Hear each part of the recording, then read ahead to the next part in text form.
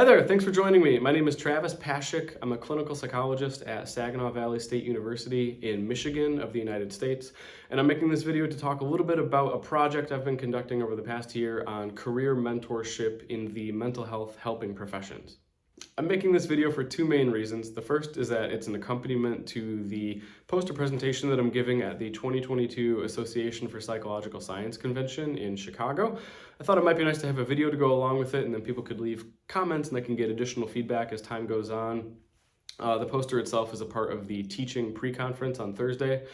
Hopefully I'll see some of you there. But the second reason is that I'm hoping that I can reach out to other mental health professionals and get their input on how to describe what they do and how they landed in their career so that this can be beneficial for future students. And that'll make sense as I talk about what this project is. So briefly, I have four main talking points today. The first is to provide a short overview of what this project has been in terms of diversifying our awareness of and appropriate mentorship for careers in the mental health helping professions, such that we can be of better service to our students. Second is to outline some of the main discoveries that came about through my work in this project. Third is to talk a little bit about some of the unexpected twists and turns that I ran into and that will probably continue as time goes on. And then lastly are some ideas about future directions that we could take. So what is this project that I'm talking about? First, I'll share with you its core inspiration. As a clinical psychologist and the only one at my university, I get questions all the time from students about how to become a therapist of various kinds. And when it comes to career advising for a field like mine, I have a lot to say. I know how to help students get into grad school. I know how to tell them about licensure, ethical principles, what it looks like to work day to day as a clinical psychologist. But I often felt a little less prepared to help them in other adjacent mental health careers. So I've been motivated for the past few years to try and learn more about some of the other careers that are out there, similarities, differences, pros and cons of why a student might want to pursue these various things. And I've often felt a little disappointed about the materials that are available. If a student knows that they want to go into social work, there's plenty to do to read and learn more about how to be successful. If a student knows that they want to go into school psychology or clinical psychology or counseling psychology, there are materials out there to help advise them. But what about the student who is maybe a sophomore or a junior in college and they know that they're interested in people, they know that they have good interpersonal skills, they're empathic, they want to make a difference in terms of mental health in the world, and they're not sure which route makes the most sense for them. That student doesn't have a whole lot of resources available that would appropriately guide them and make specific some of the options that are out there. So for a while, I've wanted to build something that would do that. And the longer I looked at it more and more closely, the more I found that it was complicated and there are many pathways. So what I came up with was a desire to make something that would be free for students, open access, and they can just simply have a user-friendly experience of looking through descriptions of what's available to them in terms of careers. So to bring this to life, I applied for a sabbatical and was privileged to be granted one so that I can work on building this set of resources. And the longer that I was tweaking it and trying to figure out what would be the most user-friendly for students, I ended up deciding that just making it a website would be the easiest way to go. So there now exists this website. It's called Michigan Mental Health Helping Professions. You could just go to mimhhp.com. MI for Michigan, MH for mental health, HP for helping professions, mimhhp.com, and you can just look at all the stuff that I've put together. It's still in progress. It's going to continue to grow as I discover more things and have more materials to share with students. But essentially, it is two main parts. The first is just a series of pages that describe various fields, and the second is a series of pages that help answer common questions that I receive from students. Some examples of the careers that I cover in the career descriptions section of the website would include, of course, the common traditional ones that you might think of for mental health professionals, such as psychiatrists, clinical psychologists, counseling psychologists, social workers, but also a whole host of other related fields, including marriage and family therapists, applied behavior analysts, health coaches, and many more. And then in the set of pages that I'm calling the frequently asked questions section, I'm trying to address some of the questions that I get most often in office hours. So things like, what is the difference between counseling psych and clinical psych? Things like, should I get a master's or should I go for a doctorate? Things like, what exactly is the difference between a PhD and a PsyD? And is it the same as it used to be years ago? Questions like, what are some of the salaries for these careers? What does this all look like financially speaking? So there's lots more to do, and I'm continuing to add to the website as time goes on, but I think at this point it's a good start. I've begun to point students toward it when I'm advising them for career ideas, and perhaps it'll be something that's useful to you too. So that's a general description of what the project is. I'm trying to learn a lot for my own benefit and for students' benefit about what careers exist in the mental health helping professions. And specific to the state of Michigan where I live, I'm trying to organize info about licensure, accrediting bodies, ways to get into that field, what the training and supervision looks like, and just give students a fair shot at knowing the lay of the land before they commit to something. So again, that website is mimhp.com. You can check it out. Perhaps it'll be helpful for you and your students. And that's sort of what this project is all about. Okay, briefly, what are some of the key things that I discovered in looking through all these careers, reading about their details? Essentially, there are indeed many routes to becoming a mental health professional. A lot of the students I work with assume that becoming a clinical psychologist is one of the few or only ways to be someone who conducts therapy and works in this field. And I'm often telling them that that's not true, that there are many different job titles and forms of training that will get someone into that kind of realm. And working through this project and finding out more about what's out there has really emphasized that in my head and given me more leverage to share with students some of the options that exist. One finding that's probably worth pointing out uniquely is that I've gathered some info that counters this idea that you, quote, can't do anything with a psychology major, right? And maybe you've heard this in your students as well. On the one hand, it's true that you cannot be a psychologist with solely a bachelor's in psychology, right? But students sometimes extrapolate from there and think, well, there's nothing in the psychology or mental health realm that I can do with just a bachelor's and I have to go to grad school. Interestingly, there are many jobs out there that require just a bachelor's or perhaps even an associate's degree where you are working with other people and you are having an impact. You are a part of the mental health care team and you don't have a master's, you don't have a doctorate. These roles do exist. There are caseworkers, behavior technicians, crisis specialists, and others who work at the bachelor's level or even the associate's level who are having a significant impact on the mental health of other people and doing so with less training than what you might imagine for people that do independent private psychotherapeutic practice. Another thing that seems worth pointing out is that all the professionals I've talked to were so eager to share. Something that was important to me in getting started with this project is that I wanted to have an authentic description of these different career options. I didn't want it to be this website where it's, okay, what is social work through the eyes of a clinical psychologist? Okay, what is music therapy through the eyes of a clinical psychologist?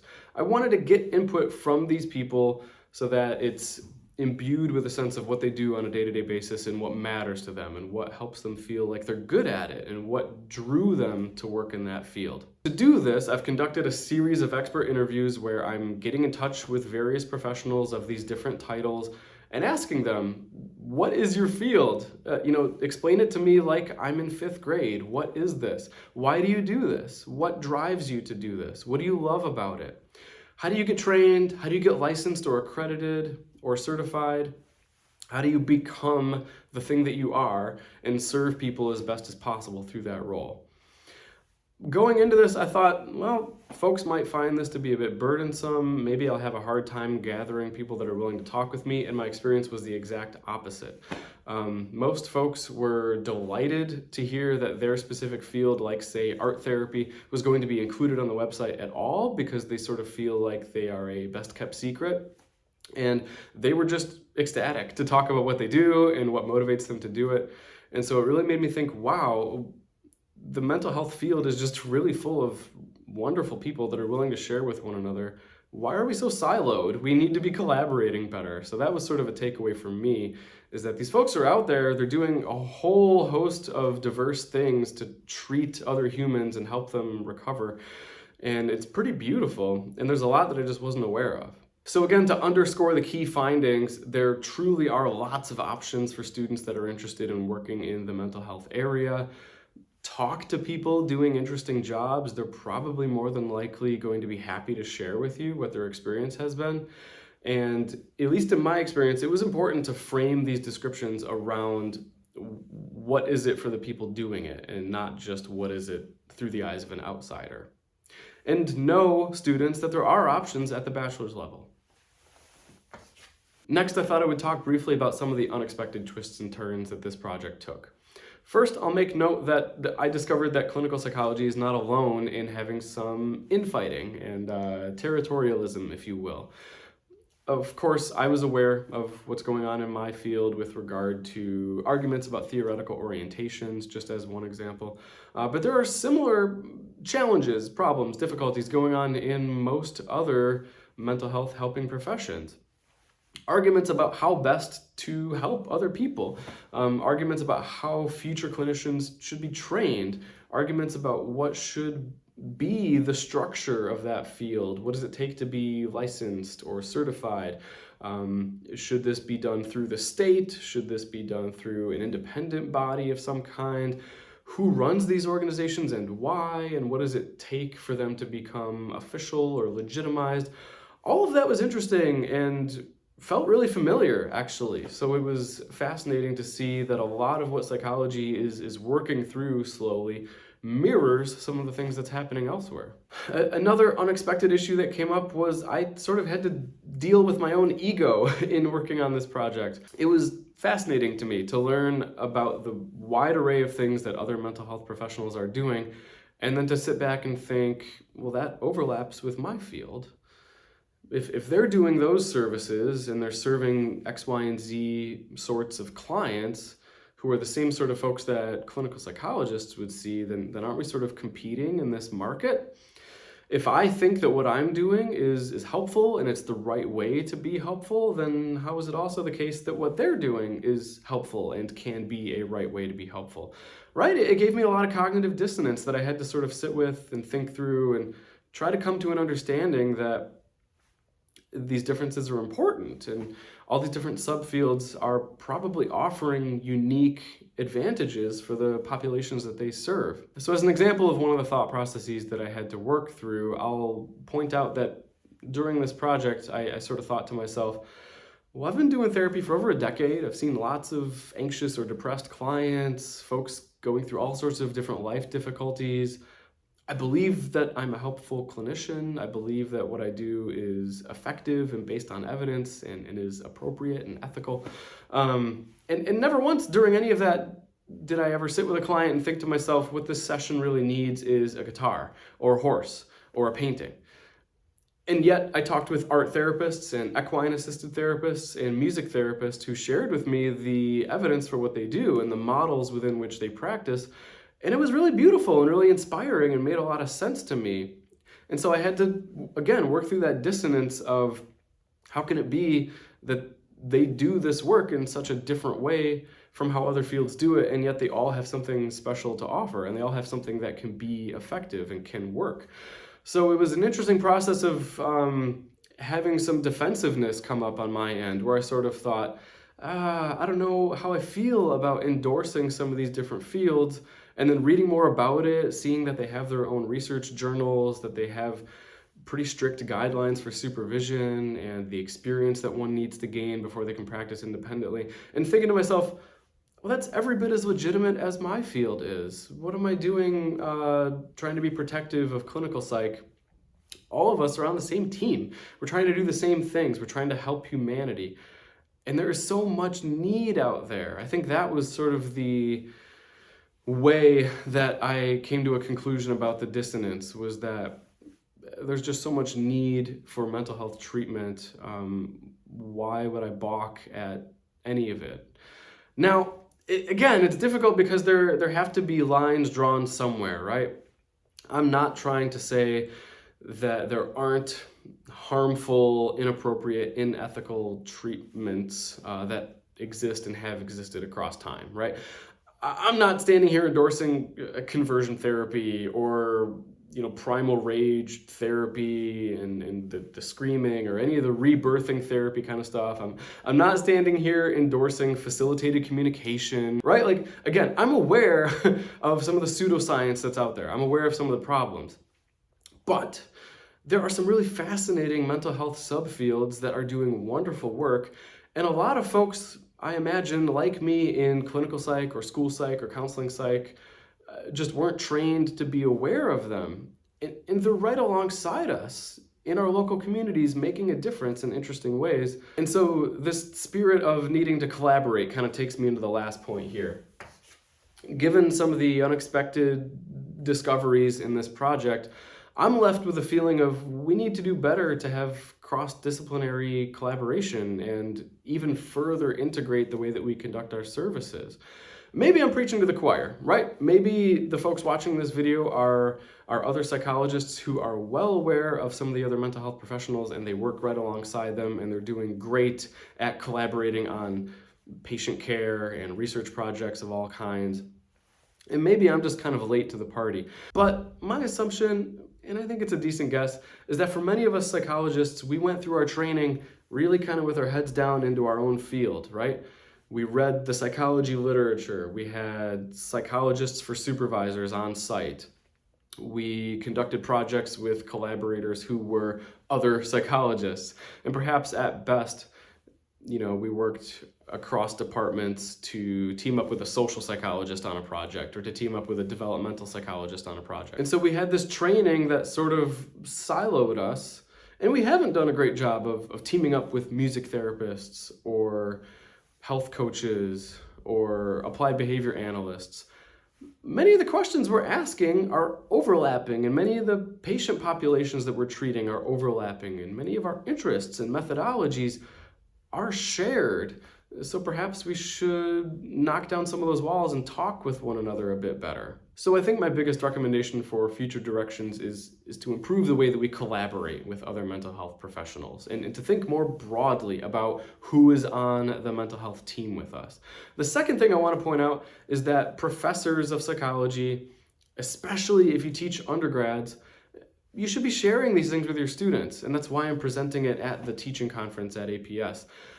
I teach undergrads, and I was so unaware of many of the options that are out there for our students.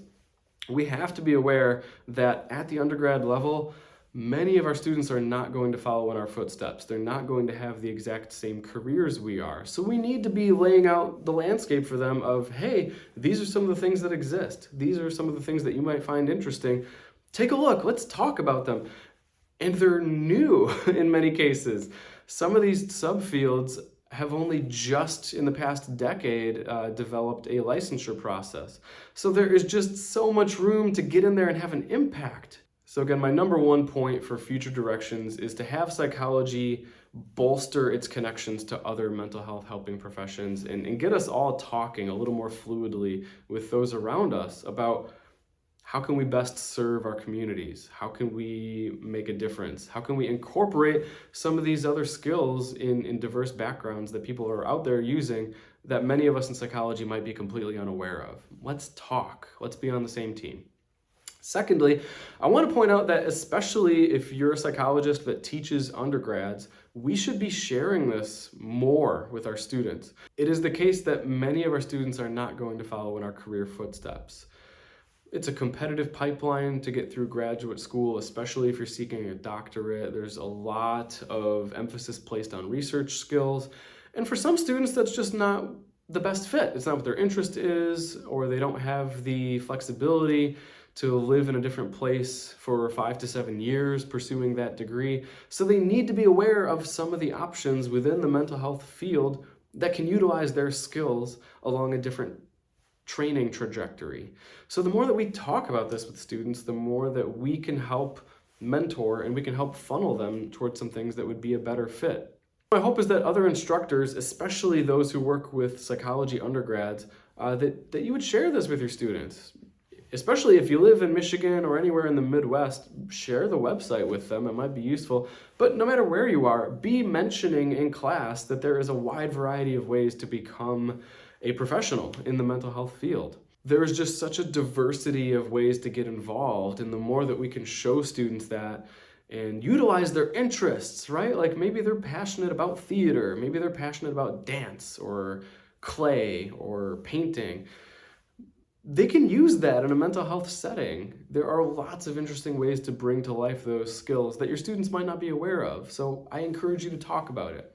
And again, this was growth for me as well. I'll be taking all of these lessons into my own classes next year. And so the last point I wanted to make about future directions is just a reminder that all of us in the mental health field, this is just so new, right? We're not talking about biology or physics or philosophy where we've got thousands of years of scientific progress. These fields are in their infancy, right? We're still establishing what the structures are of different kinds of care and of different fields and subfields and accrediting bodies and all of that.